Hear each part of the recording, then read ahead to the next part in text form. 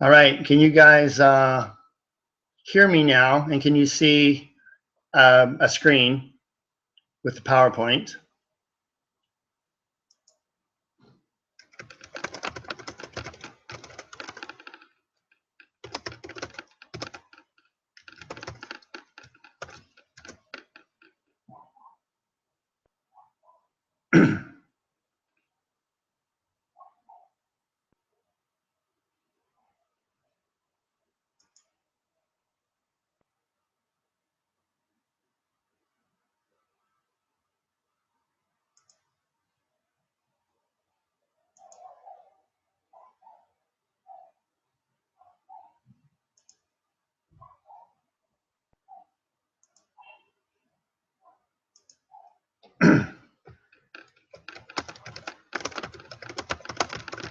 Can you guys hear me or see anything at this point?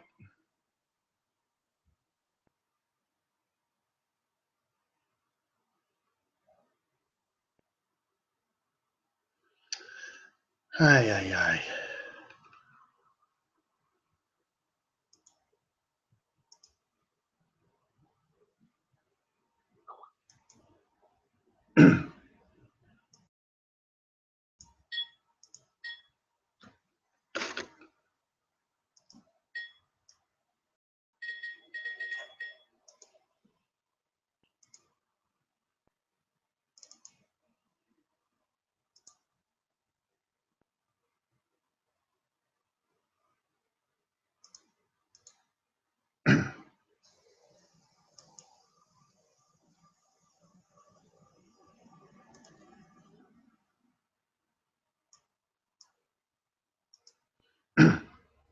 Okay, can you guys see the screen? And can you hear me?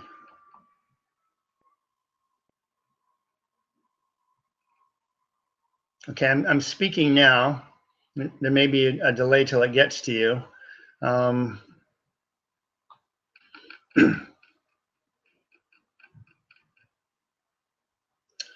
Okay, guys, I'm at a loss.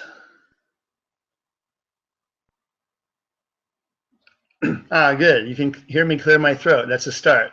Good. So you can see slides, hear my voice. Awesome. Good. You guys, I tell you, one thing, Judy, if you can't see or hear, maybe refresh.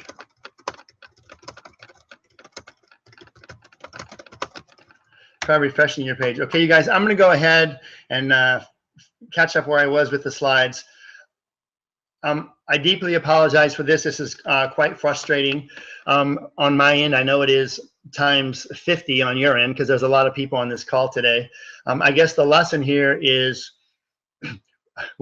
when you're selling, you got to be ready for everything. Yeah, so good idea. Everybody refresh your browser. I'm going to jump ahead to the slide that I was at before,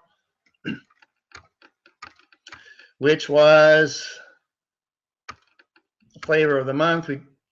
Okay, here's the next reason a lot of small businesses fail, right? Trying to fit in with the in crowd. You remember the first day in middle school, you show up, everybody wants to fit in. Everybody wants to have the same trousers or shoes or dress or bag, backpack, whatever it is, right? That's normal. If you're in middle school, right? The problem with that, if you do that in business and you try to fit in with what everybody else is doing, think, well, they're doing it, I'm going to do the same thing. That's typically a death call for your business. So even if you're enthusiastic, you're persuasive, whatever, we're sophisticated consumers today. We're tired of that. We don't want to hear the same old thing. So the point being, distinguish yourself.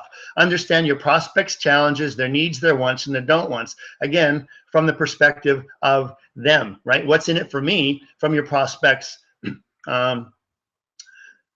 perspective, right? Quick example, when I went to middle school, I was the first, and this, you guys are gonna know how old I am. I was the first kid in my junior high school to wear bell-bottom pants. I didn't want to fit in and wear what everybody else was wearing. I wanted to be on trend. So I was the first kid to wear bell-bottom pants. And a couple of years later, I was the first kid to wear clogs to school, right? Because I didn't want to fit in. So if you take that same mentality into your business, I don't want to be like everybody else. You're going to put yourself light years ahead of the crowd. All right. Here we go. Another thing that's going to kill your business is winging it, meaning just trying to figure it out by trial and error, right? We learn accounting, we learn finance, we learn business plans, we learn all these other things, how to develop a website, how to write content, how to create a blog, right? But how many of you have spent time to earn the equivalent of even a junior degree in sales, right? Arguably the most critical skill that a small business owner needs is to sell. Most of us suck at it, right? Sorry to be harsh, but we do, and you know you do, right? Unless you're selling out of everything that you have every week, then you could be selling better, right? You learn it through trial and error, and that's a pretty lousy way to learn how to run a business. Most times you fail and go bankrupt before you figure it out. So the solution, find a system. There's a lot of systems out there that will help you become more effective at selling. You got to find one that works for you and become the master of it. Maybe find 2 or 3. If you're doing online and offline or domestic and overseas, you might find different sales systems that work for you. But the point is, you've got to find 1 or 2 or 3, and you've got to put them into relentless practice. Next point is lack of discipline, right? We're busy. Most small business owners, especially at the launch phase, you still might be working a job, right? Or you have family, significant other, spouse at home, children at home. Maybe you're still a student yourself. You've got this extraordinary to-do list every single day, right? And I bet you 95% of the people on this call, the word sell something is not even on your to-do list for today. I don't mean that to be harsh. I just mean that's the reality that most of us face at this point of our business, right? It's not a priority yet. At the end of the day, we're exhausted. Hey, I got all these things done on my to-do list. I'm a warrior, right? First question I have for you, what did you sell? Or what did you try to sell? Or did you network to create some prospects that will put you into sales mode in the next day or so or next week? So the priority here, the solution here is you've got to carve out some critical time. And especially if it's something that's hard for you or scary for you, or you've got to go through some personal development to get it done, by all means, put it as high as you possibly can on your priority list. Like maybe first is feed the kids, right? And then after that, figure out how to sell something. You will thank yourself a billion times over the next number of years, and your business will prosper as opposed to crumble. Next, this is really crucial too. A reason a lot of people don't know how to sell is we don't know where to look for people, right? I talked about selling systems that will help you create prospects. So what I encourage you to do, because there's so many different things you can do, find 1 or 2 or 3 or 4 tasks that you can do, action items that you can do consistently that will create prospects that you can dump into the top of the sales funnel that will drip out at the bottom as paying customers. There's just some quick example there. If you look at the middle of that slide, learn how to ask for 1 referral every day. Again, I bet you if I talk to 95% of you on this call today, that 95%, none of you have ever asked anybody ever for a referral for your business. I don't say that harshly. I just say that I know how typically most businesses work. The flip side of that is the most successful, long-term, highly successful salespeople I know and companies I know are masters of asking for referrals, right? It's free. You can do it anywhere, anytime. It's part art, it's part science, and you can learn how to do it. Just like you can learn how to write a blog, you can learn how to sell something, you can learn how to ask for a referral. People that know you, like you, and trust you are thrilled in most cases to give you a referral, but you've got to ask. Do that consistently over a year, that will turn into prospects. Go to networking events. You know, with meetup.com, the way it is today, oh my gosh, where I live near the beach in Southern California, 7 days a week, there are 5, 10, 15, 20 meetups within 20 or 30 minutes of me, right? For me not to go out and take advantage of this sort of instant, immediate, close ability to meet people and network people, I'm missing out on something really big. You do that consistently, your Rolodex will expand dramatically and you'll have prospects for your business.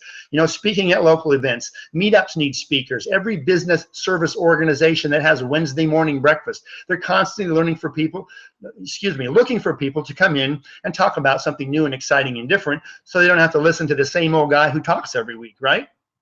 Go be that person. If you're already comfortable speaking, be that, right? If you're not, it's something, it's a learnable skill like anything else. And we can, I can teach you some really, really simple tricks how to be an effective speaker. If you believe in your product or your service, you're passionate about it, right? And you know it, you know everything about it that you need to know, I can teach you how to go out and to speak to people about it in public. That's super simple. All right, next. We're going to talk about now the psychology of selling. This is really, really fascinating to me. Before we're business owners and before we're customers of business owners, what are we? We're human beings, right? And as diverse as we all are, and as differently as we think and process certain things, there's some sort of fundamental stuff that we all carry with us as human beings that have this, you know, computer that runs our life between our ears, right? We have this sort of primordial default position of saying no because it's safe, it protects us, right? Saying yes opens us up to new stuff, maybe unknown, maybe changes we're not aware of or ready for, maybe threats. So we have this sort of pre-programmed subconscious defense mechanism built into us to say no to a lot of stuff as our first response, especially if we think we're being sold. People love to buy stuff, but they like to make the decision themselves to buy something. They want to say yes to, I want to say yes to you and buy your product or service, as opposed to feeling like you sold me something. Big, big difference, right? So your job, and I say this all the time, your job as a business owner, as a person who's wearing the selling hat for your business, is to learn, number one, that people are hardwired to say no to you. And then, so what's your job? Your job is to walk them through a process to help them learn how to say yes. The point being that there's a gap. They have a problem or a need or a want or a don't want in their life, and your product or service is going to help them close that gap, right? Take away that pain point. So your job is to bring them through a process that helps them bring down their guard so that that no maybe becomes a maybe, and then from there becomes a yes, right? So they have to understand they have a problem. However they articulate it in their own mind, that's okay. It's a gap, it's a need, it's a want. You need to make sure that they understand that. Number two, the problem is solvable. There's a solution to this, right? The value in their minds, not yours, in their mind, the value of solving that problem has to be high. If it's not, then it's something, well, okay, I need to address this, but I'll do it next month, or I'll do it next year, or I'll do it when the kids get out of school for summer, whatever it is, but you just lost a sale because you haven't helped them recognize that the value of solving the problem now is high enough to get past their no default, right? The problem of not solving it is intolerable, meaning it's time for me to take action on this now. The next two things, the real problem is something I haven't heard of, the real solution is something I haven't tried. That's for more detailed, in-depth selling training that we can do at another time. But also very important. The crucial thing here is that they see your solution as legitimate, right? Even if I recognize I've got a problem, I think, okay, the problem is solvable, right? It's high. The value of solving this problem in my mind right now is high. I want to do something, but if the solution you're offering me doesn't seem legitimate to me for whatever reason, however I would define legitimacy as it applies to this situation, then you've also lost the sale. So part of your job getting a no to a yes is helping them understand the credibility and the legitimacy of the solution that you're offering them, right? And then finally, and this is really, really crucial, you can get through all of these steps and get to the last one, and that is, I'm capable of making this solution work.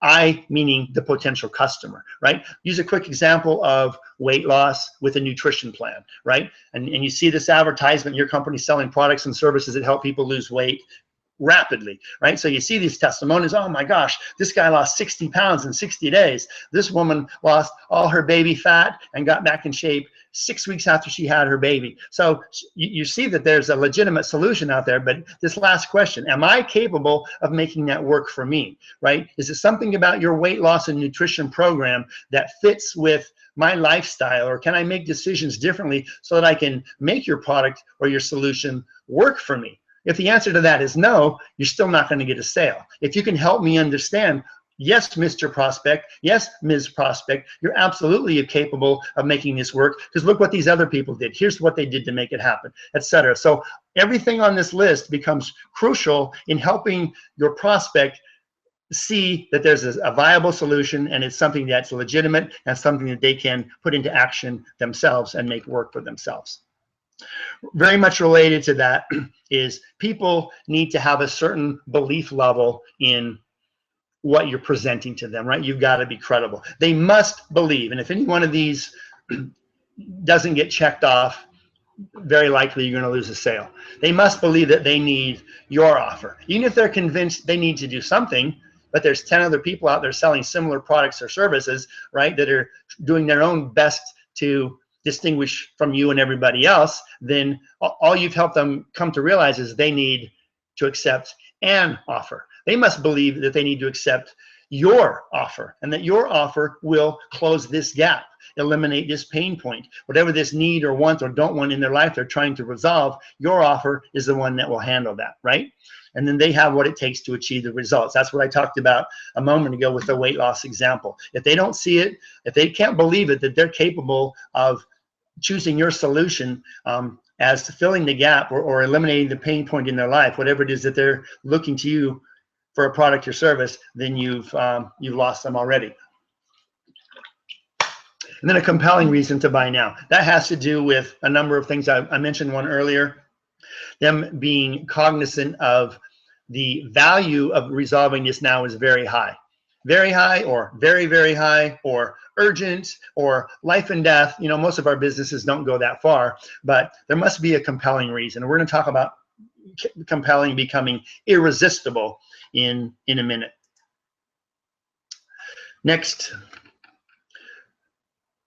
before you go out and sell, as you're creating everything to prepare, right? If you're going to go out and hunt rabbits and you do that with a bow and arrow, you've got to make sure your bow works and the string is strong and you've got a quiver full of true, strong, straight arrows that work and everything else you need to go do damage to this poor rabbit, right? Same thing. If you're going to go out and try to sell something, you've got a checklist that you really got to be aware of and take responsibility for. The first thing, and this is really important, is a consistency of message, right? You've got website, you've got blog, you've got marketing materials, you've got a postcard, you're talking to people on the phone, you spoke at a breakfast event, whatever it is, you must have a clear, complete, concise, compelling message that's consistent through everything that you do, so that there's no lack of clarity. If I go to your website, I learn one thing. If I talk to you on the phone, I learn exactly the same thing. If I see something, an ad in the newspaper or hear something on the radio, it's got to be consistent. That may seem self-obvious, but you'd be surprised how much of the time this is a big deal, right? Unique features and factors of your product. We talk about this again all the time. But more than the features of your product are the benefits that these features create. Right? People, you as a salesperson, and this is why I say when you make it about you, you say, we've got this wonderful blanket. It's made of Scottish wool and it's such and such a size and it's got this beautiful pattern and it's the best price you're ever going to find and we can deliver it tomorrow for no shipping fee. Those are all the features of your blanket. Most people, generally speaking, they want particular features in a blanket, but what do they really want? They want to be warm. The benefit of your blanket is warmth, right? So somewhere in the course of talking about all these features, which has to do with me as the sales guy who is trying to prove how cool my blanket is, you've got to take into consideration the benefits, the what's in it for me from the eyes of your consumer, your prospect, and that is she wants to be warm at night. So she needs a blanket that will keep her warm. I would rather have an ugly, nappy, raspy old blanket that kept me warm and was comfortable than one that had all these beautiful features, but it was so scratchy, wool and whatever, and the way it was woven didn't keep me warm, right? So the features don't matter as much as the benefits. Proof elements, this is what I call third-party credibility. Anything you can do that validates what's coming out of your mouth. You as the person selling your product or service have your opinion and you're going to share that. It's going to be facts and features and benefits, right? But if you've got a testimonial from a happy customer and some videos on your website of a bunch of people who used your service, or back to my other example, lost a bunch of weight, it shows their before pictures and their after pictures, that's somebody else saying your message, validating your message, increasing the credibility of your message, and it's not coming from you. The value of that is absolutely extraordinary. So to the extent that you can generate this kind of third-party credibility content, it's brilliant for you. Unique angle, that's just another way of saying differentiate yourself from everybody else out there. Pace, pace, pace, leap. This is something we'll get into in a more detailed training on the psychology of selling, but this is really cool. It has to do with this. I'll give you a brief intro on it. Having people, you know, making comments or asking questions with somebody that the answer is going to be yes. It's something you know you can both agree on, right? Today is Wednesday. Yes, we're here today, and I'm being really, really simple here. Actually, today is Thursday, right? Today's Thursday. Yes, we're here having a webinar on effective selling. Yes. I'm really happy that you joined me here today for this event. Yes. And then there's a leap, and that's going to be something about heading in the direction of selling whatever it is I'm selling, right? Because people's default answer, our primordial defense default is to say no. We want to get in the rhythm of saying yes. So we go pace, pace, pace, leap. Yes, yes, yes. And then whenever we ask them next, we're more likely to get a yes. Now, I'm not saying you should be deceptive or deceive somebody. You should never try to trick somebody. I hate smarmy salespeople, right? And I will shut them off in a heartbeat. But if you can do this honestly, openly, ethically as part of a dialogue, there's nothing unethical about it whatsoever. It's just having an awareness of the psychology of the human mind, and we're getting in a rhythm of saying yeses to stuff that we agree about. Now, let's take a little bit of a leap and see if we can agree about something else that's heading in the direction of where we want this conversation to go, and that is, I want to sell you something, okay? And then the last one has to do with offers. We're going to talk a little bit in a second about irresistible offers, but if the message isn't that you need to be able to communicate the urgency or the immediacy of the purchase now, then okay, maybe I got a customer for 3 months from now, but that's not doing me any good today, right? Other than filling my pipeline. All right, so here's some stuff I talked about. We're going to have a quick checklist. This seems really obvious, and you may be scoffing at this, and that's okay. But again, I bet you I could sit down with 95% of you, say, hey, you're going to go out on your first sales run tomorrow, or you're going to create marketing materials or sales materials tomorrow, or you're writing content for your website or your blog. Tell me about your business. Tell me what you know about your industry and the competition. If you're not able to articulate these, and you'll see all my C's here, right? Clearly, concisely, completely, right? From the perspective of not you, from your customer, then you don't know your business and your industry and your competition well enough to be very effective at sales. So obvious though this may seem, you can't overlook its importance.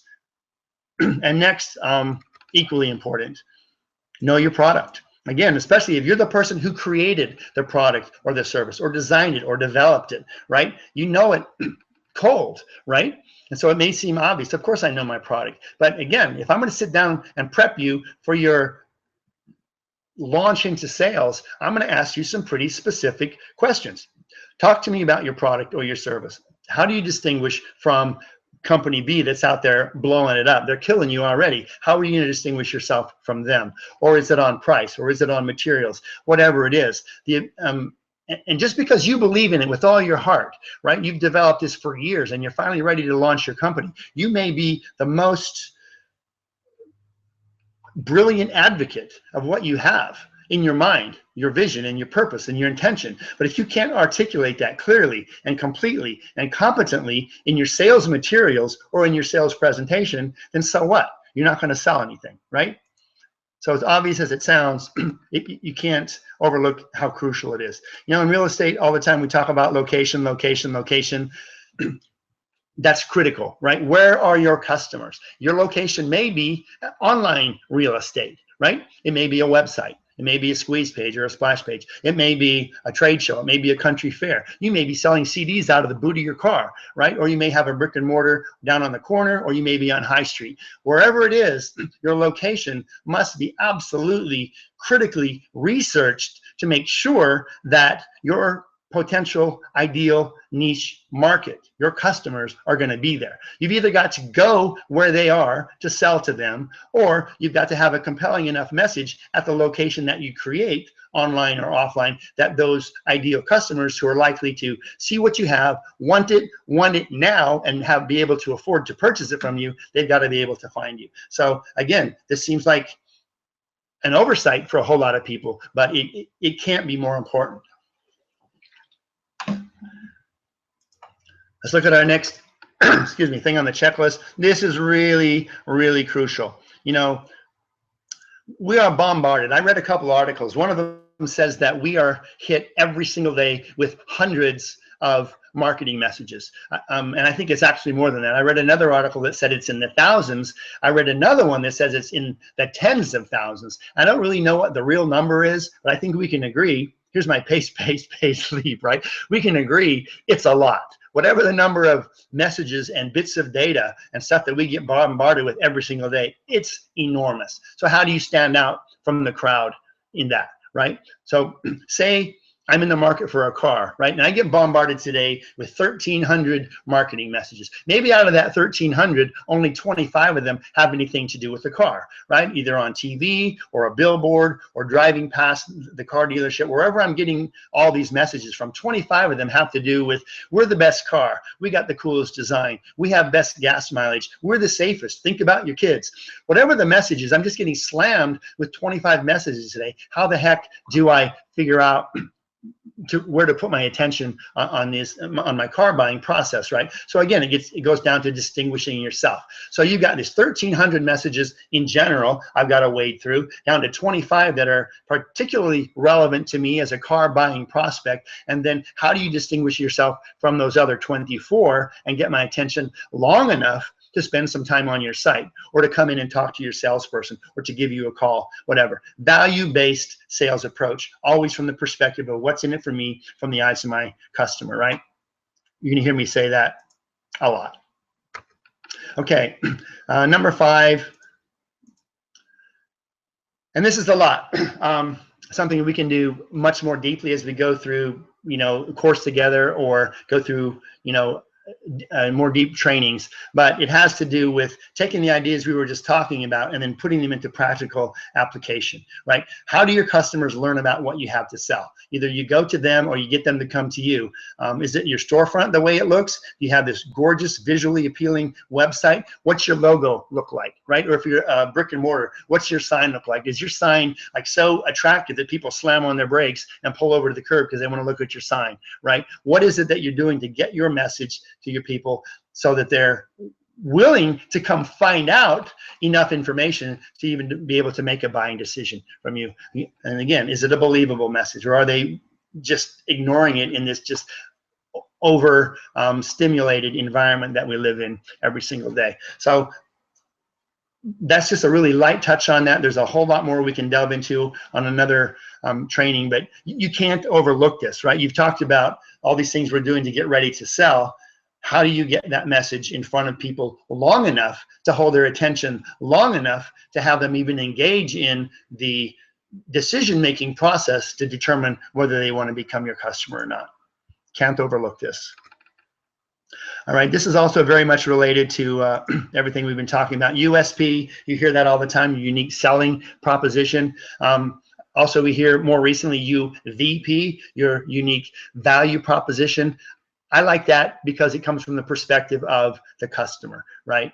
So again, distinguishing yourself. And how do you do that? If you have one way to distinguish yourself from everybody else, that's awesome. What if you had 2 or 3 or 4, right?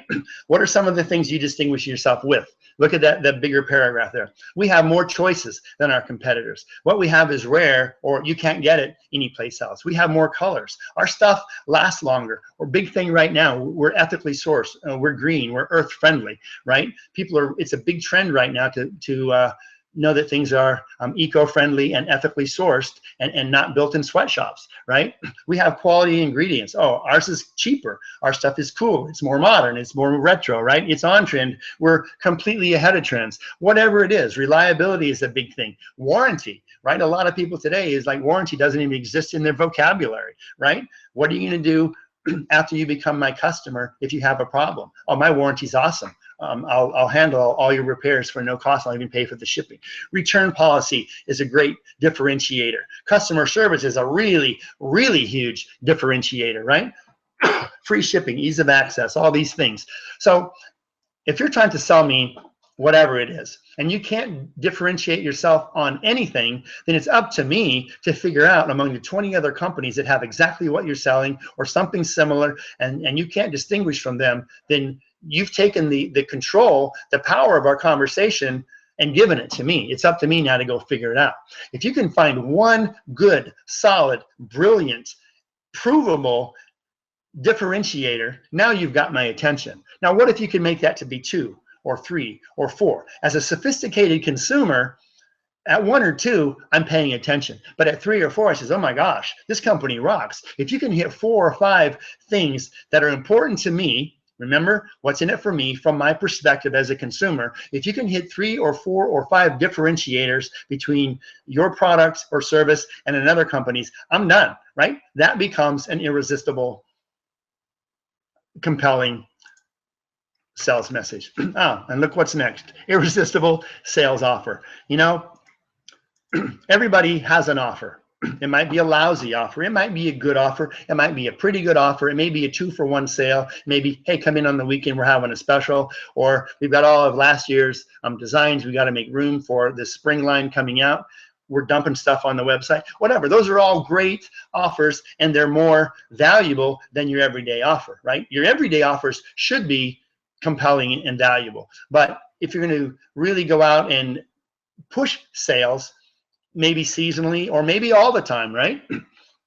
You've got to build this list of differentiators, these distinguishing factors, to the point where it goes from the same offer everybody has to, wow, that's a pretty good offer, to, oh my gosh, I got to make sure I pay attention to this and don't miss it if it's got a deadline on it, to a compelling offer says, oh my gosh, this is exactly what I'm looking for. It's a great price. It looks like they have my size and my color. I need to go check this out. And then finally, it gets irresistible. When it's irresistible, that means I cannot resist it. If my primordial default response, defense mechanism is to say no, that means I can resist everything. If you can overcome that by understanding a little bit of human psychology and then implementing these sort of tried and true selling points, right?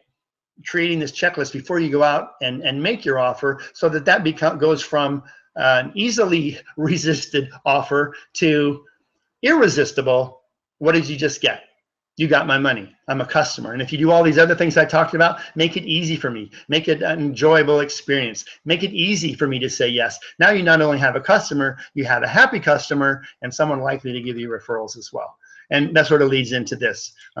This is the final point on the selling checklist. Make it easy. If you've got a physical storefront, customer service, person-to-person, live like that is so crucial. I've watched over the last couple of decades customer service, not everybody, but in general, especially here in Southern California. You know, it's kids fresh out of school. They're making minimum wage. They got bad attitudes. They're messing on their phones. And I'm trying to get some information from them about which kind of cup of coffee I want to buy. That's lousy customer service. I'm going to walk out. I'm going to go across the street and buy my coffee somewhere else. Same thing. Excellent customer service makes me feel like $1,000,000. I will go an extra distance to go back to a shop or a market or to your website if it's an online location and buy from you again and again and again because your customer service rocks. So you got to take care of that. A couple other things, unlimited upsells. If you're buying something online, how often does this happen, right? You picked your product. Oh my gosh, I found what I want. It's a great price. Send me to my shopping cart. I'm going to check out now. Before I get to the shopping cart, I get a pop-up says, oh my gosh, you're buying product A. You're awesome. But you know, if you buy product B, that really goes along with product A. It makes product A work even better. And it's a 30% discount today if you want product B. Do you want product B? Check here. And you say yes or no. Then you're off to your shopping cart to check out. Oh, before you get there, we got product C. You see the pattern here. It annoys the heck out of me, right? I got nothing against upsells. They're legitimate, they're honest, they're ethical. I do upsells. Everybody I know who's successful in business does upsells, but to a point, people, right? Come on, 1 or 2, right? And I'll tell you, this is the truth. I have attempted or started making online purchases where there are so many sequential attempts to upsell me something that I'll be so annoyed. I'll say it a little bit stronger. I'm so pissed off, I will click off. I won't even buy the original product A that I was so excited to buy 3 minutes before, because the sales process is so annoying. It's so imposing. It's so overbearing. It's in my opinion, it's absolute, utter corporate arrogance. I will not buy from you, I promise. And I not only won't buy from you today, I will never come back and buy from you. And I'm more than likely to tell people I know what happened because I hate the way you do business. So upsell me? Absolutely. My personality, I always go for an upsell. I love a deal. I love a bargain. Something else that goes along with what I just purchased at a great price. Okay, I'm like more than likely, I'll buy that from you. But if you try that 3 or 4 or 5 times in the next 90 seconds, I promise you, you lost me. All right. So I think we're done here, you guys. Let's see. Okay. So we've taken longer to get here because of our tech glitches. And once again, I so sincerely apologize to you for that. I know how frustrating it can be when you're, especially you guys in UK right now, it's 8 o'clock in the evening. You probably got other things on your list to do. So here's what I suggest. We just touched on effective selling. We talked about some of the stuff you may be doing wrong or incompletely that you can get rid of. We talked about the psychology of the human mind and how becoming more aware of that makes you better at selling to someone who's operating with the human mind, right? And then we talked about some of the preliminary checklists that you absolutely must make sure are intact before you go out and start your sales. So that's a great intro. We'll have additional webinars in the future with more advanced techniques. Also, those of you that are already working with a business advisor or a mentor and you have questions or want to learn more about this, I encourage you to schedule those appointments and make sure that happens. And what we're going to do live right now, excuse me, is do a Q&A. I mentioned to you that before we did that, I was going to make an announcement. This is something that I'm really excited about. Those of you that know me, I've been working with School for Startups and School for Creative Startups for almost 3 years now. I've worked with literally hundreds and hundreds of students. And I love what's going on over there. And they're coming out with some new stuff very shortly. In the coming weeks, School for Startups will be launching a brand new one-to-one business advice service. So those of you who may be familiar with a launcher program or School for Creative Startups course, this is separate from that. This is new, it's big, it's bold, it's bad, it's absolutely awesome. And Valerie and I, the other mentor over here in Southern California, we're thrilled to be part of what's emerging with this. So it's going to include one-to-one personalized business advice or mentoring sessions. Other things that may emerge out of this type of new service, right? We're talking about selling products and services, right? Small group sessions, more than just one-on-one with your mentor or your business advisor. Lots of live webinars and training events like this one. The potential to create mastermind groups, 4, 5, 6 people, like-minded, similar industries that come out of the bigger group, and you create smaller groups. If you're familiar with Napoleon Hill and Think and Grow Rich, the mastermind concept for the last century has been one of the most important factors in the success of literally every big business that I can think of today, and most small businesses as well. So something like that. There'll be an ever-expanding library, archives of articles, video, audio, webinars, and really cool is this online community that you'll be able to be part of and have an interactive relationship with, right?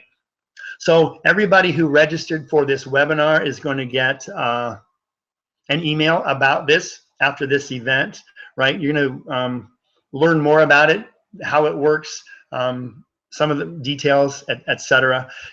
What I love about this isn't like somebody with a new idea that's trying to figure something out. Over the last 8 years or so, School for Startups has literally traveled the globe working with over 48,000. That's a big number, right? 48,000 entrepreneurs, meaning their customer list, right? You're talking about finding your first customer or your 10th customer. 48,000 entrepreneurs we've already worked with, right? Using this time-tested curricula that's been developed by industry leaders and chosen as a standard for the UK's innovation agency, right? And then put into effect by this group of business advisors we have. We're all very much humanistic, inspirational mindset that we bring based on years and years of entrepreneurial success and knowing what it takes to take somebody from beginning phases of an idea to successful launch and sustained viable company. So you're going to get an email about this with a survey, and it's going to take you literally 20 seconds. If you use a keyboard at the rate that I do, it might take you 30 seconds, right? 30 seconds to fill out this survey and give some feedback to the School for Startups. I think it'll be time well spent for you. It'll give you an idea of what we're offering, what we're talking about, and it'll help us also to define our offering as it comes forward in the next couple of weeks or months as that rolls out. So keep your eyes open for that, please, and participate with us in that. Okay, so my intention now is to bring chat live. Okay, so you should all be able to see chat now. So I'm typing in a message. Can you see the chat room? If so, this would be the time for you to put any questions. We won't have audio both directions simply because there's a large number of people on the call, and it gets a little bit loud and unwieldy. So if you've got questions related to selling, a couple things, please keep them related to today's topic. And also, ideally, they would be questions that everybody that's listening today can get some value from, right? If you've got something that's really down to the nitty-gritty details of your particular situation that may not be applicable to everybody, it might not be the most appropriate question, but my point is just ask away. We've got a couple people here in the background helping make sure we get our eyeballs on as many questions as possible. And for the amount of time we have left and you want to stick around, I'm happy to take your questions.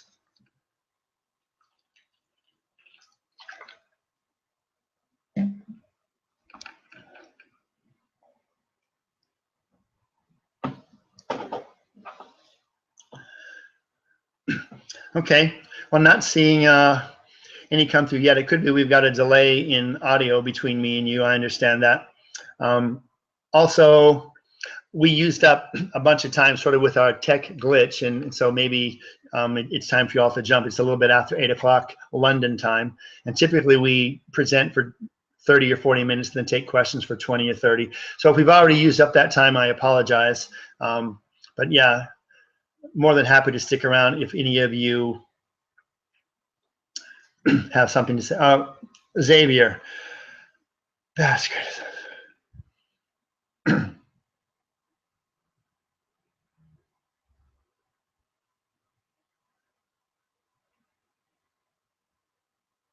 Okay, Xavier, thank you. First off, yeah, thank you for your most gracious message. I appreciate that kind of feedback.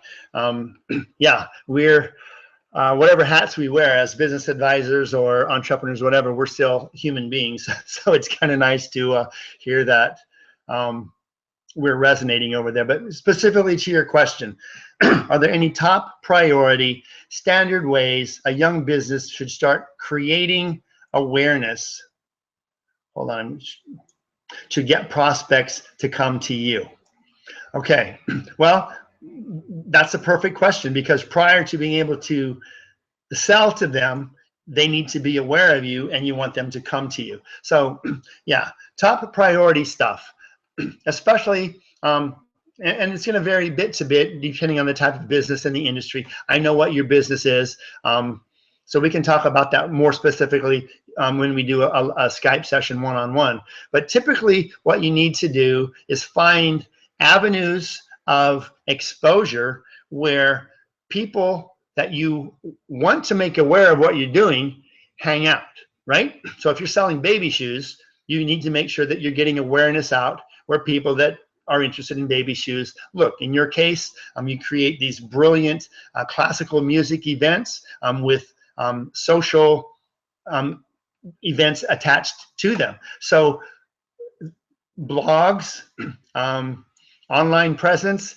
communities, meetups, any kind of location, whether it's online or physical, where people who are likely to be interested in social / classical music events hang out, that's where you want to start putting your word out. You can do it for free. You can do press releases, right? You can start a blog. You can go to live events yourself and network.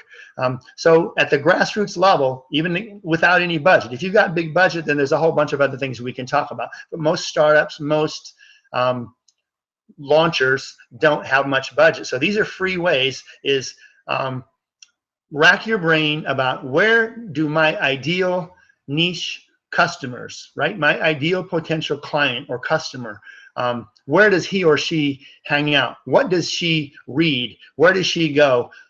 Where is there overlap between other companies on their products and services with the same target market?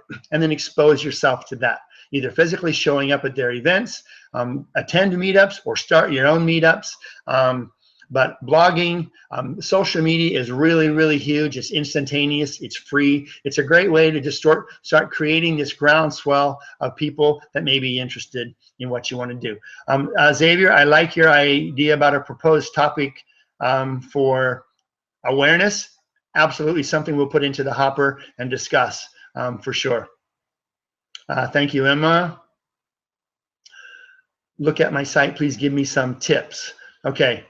So I see the name there is C. I'm not sure who you are, C. I'm more than happy to do a site review. It's not something I can do or choose to do live here while we've got a bunch of other people, because it will take me time to look at your site and review it. But absolutely, that's what business advice, that's what mentoring is about. So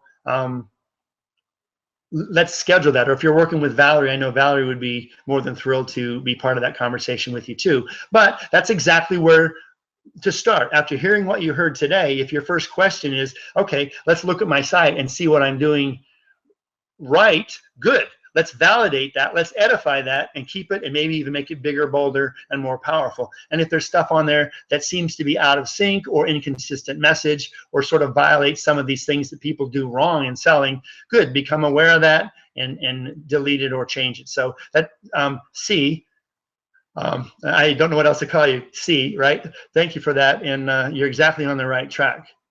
David says, identify a selling system that works for you and follow it religiously. Any suggestions on finding good examples of selling systems? Okay.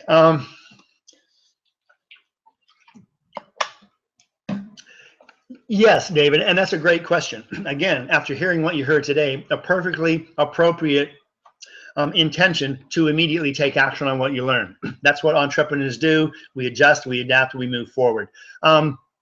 A really quick example, and there are many, and we can, again, do a more in-depth training on this. You can speak with me or Valerie or whoever else might be available to you.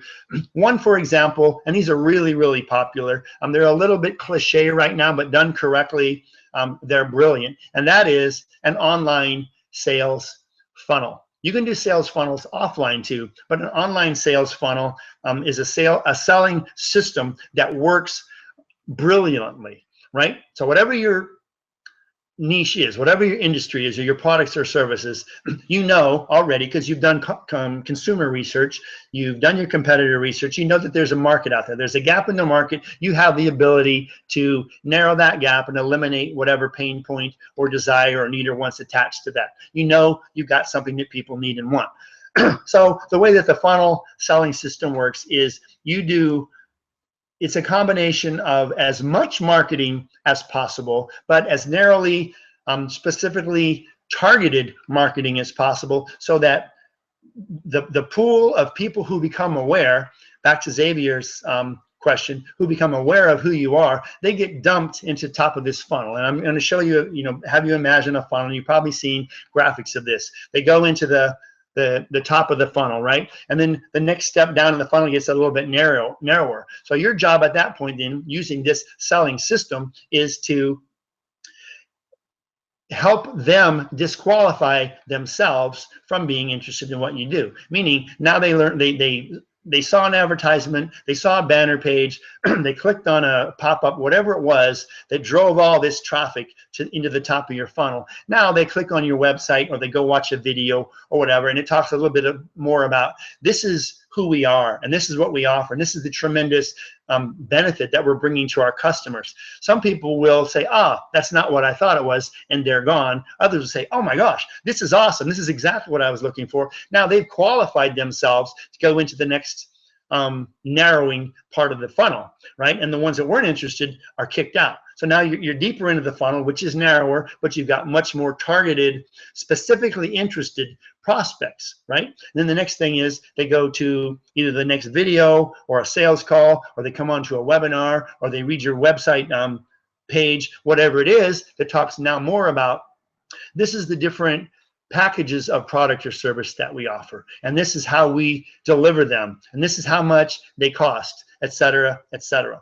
Right? So now people that are buying on price, don't say, oh, that's too expensive. They disqualify themselves. They jump out of the funnel. The people that say, okay, I really love package B, and that price point looks pretty good to me. I might even go for package A. It's a little more expensive. Let me learn some more. So now they're going further deep into the funnel and narrowing, and these are even more highly qualified prospects. So you continue this process of education and giving them the content, the information they need from the perspective of whom? From them, right? What's in it for me from the eyes of your potential customer, and they just narrower and narrower and narrower, that's a tough word, down through this funnel until what's coming out of the bottom of the funnel is highly qualified prospects who need what you want, they love what you want, they want what you want, they know how much it costs, they know what the product packages includes, they know how it's delivered, they know everything about it to make a buying decision. It's going to solve the problem that they're here to figure out. It's an ethical, legitimate solution to their problem that they can afford, and you've created a compelling enough, or hopefully an irresistible offer, and they come dripping out of the funnel as paying customers or clients. So you put in thousands or hundreds or tens of thousands of people in the top of the funnel, that narrows out into this just steady stream of paying customers at the bottom. That's one example, David, of a selling system, and we can certainly talk about more others, but that's one that works really, really well no matter what type of business that you're doing.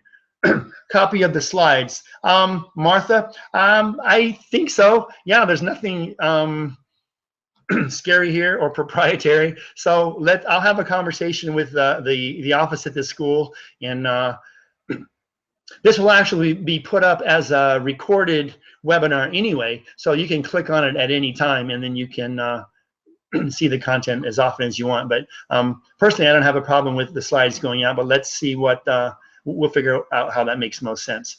What systems would you suggest? There are too many to choose from.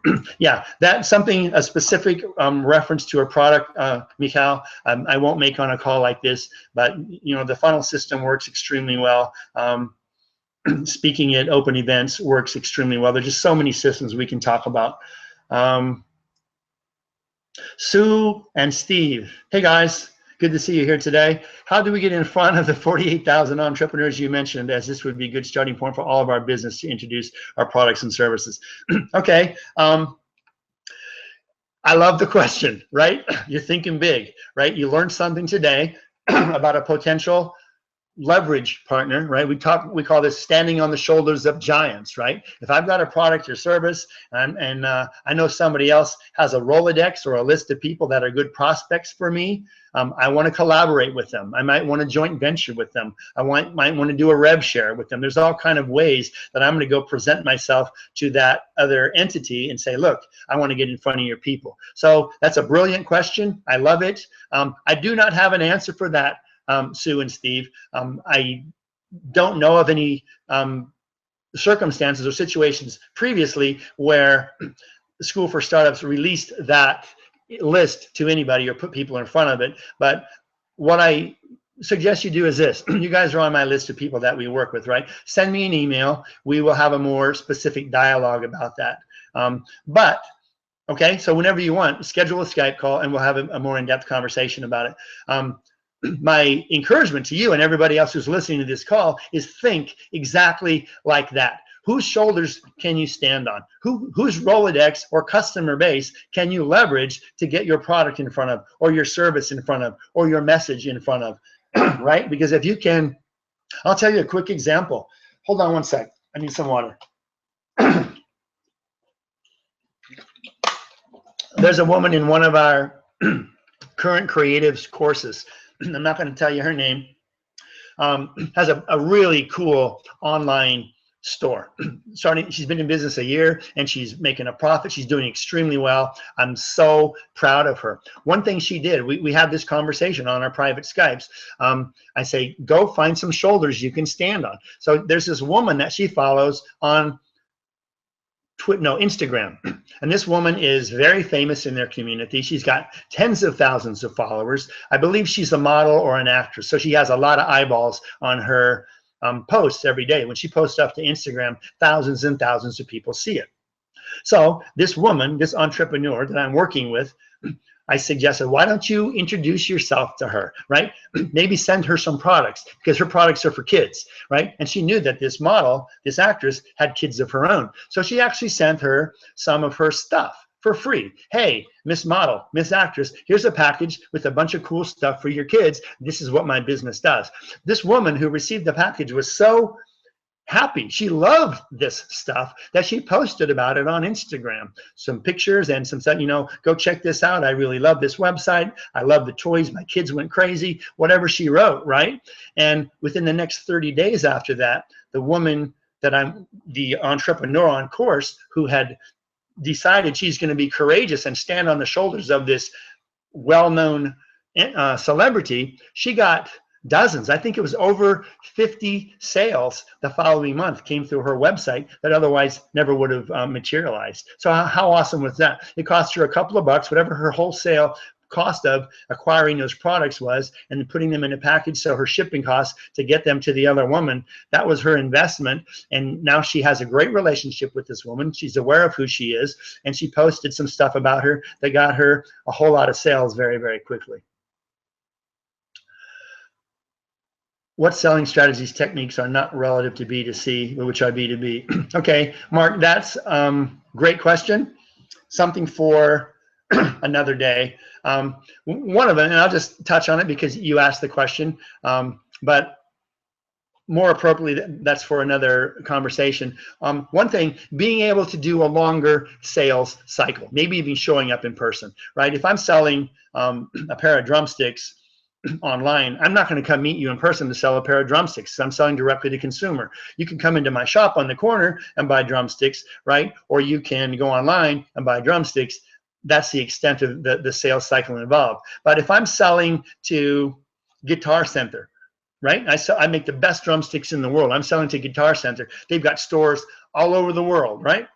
So I want them to buy thousands and thousands and thousands and thousands of pairs of drumsticks over the next years. So a strategy and a technique there is I'm going to put on whatever's appropriate clothing and make an appointment, and I'm going to go talk to whoever their buyer is for in the drum section, right? And it might take me days, it might take me weeks, it might take me months, because everybody wants to sell Guitar Center drumsticks, right? So the strategy there is, number one, how the heck do I get past their gatekeeper? They've got receptionists and gatekeepers and secretaries that are trained like pit bulls to keep you out. Oh, we got 47 sales calls today, and it's only 10 o'clock in the morning. You're not getting through, dude, right? So one of the sales strategies and techniques is you've got to be brilliant at opening doors, right? And if you're not good at it yourself, you've got to bring somebody onto your team who is. And then once you do that, you might get a 15-minute phone call, you might get a 30-minute in person-to-person presentation,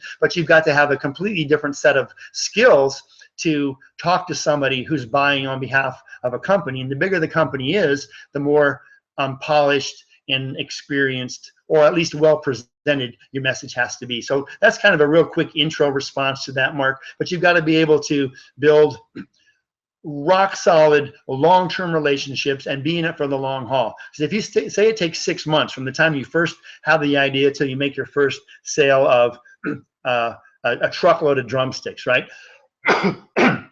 Well, if you've got the wherewithal to stick it out for 4 months or 4.5 or 5.5 months and give up, you just lost a sale. So one of the strategies and techniques you've got to have is just dogged determination that no matter what, I'm going to make this sale, or I'm going to go far enough into the process to learn that there's not going to be a sale here. Either way is okay. I need an answer, a yes or a no, but I'm not going to give up before I get that answer. And if it takes me 6 months to do that, then that's what I'm going to do. Mikhail says, I'm more interested in psychology of selling, one particular selling system that really stands out for you. I love that comment. I too am extremely interested in the psychology of selling. Actually, before I do what I do now, I had a different career. And then before I did that, I was a psychologist. It's something that's very close to my heart, something I'm very, very passionate about, and something we use in our daily lives all the time. I'm not going to make a particular recommendation here of a particular selling system that works with psychology of selling, because they all do, right? The funnel system that I just used in response to Dave's question, there's so much psychology of selling built into that. I mean, it's enormous, right? Selling on live webinars. We do live webinars here for training purposes only. I'm not selling you anything, right? The webinar sales system right now is absolutely enormous. I know so many people all around the world, because I can, if I'm doing person-to-person sales, I'm kind of limited geographically, right? Unless I want to get on a plane and spend a bunch of time and money to go talk to somebody. With a webinar-based selling system, I can talk to people in 150 countries all at the same time, sitting in homes in a t-shirt, right? And I can sell the heck out of some stuff on a webinar. So depending on what your product or service is, what your company's offering, webinar selling is a huge emerging industry right now. And the psychology of selling is so deeply entrenched in that. That's something that if you want to talk about more, I would love to do some training on that.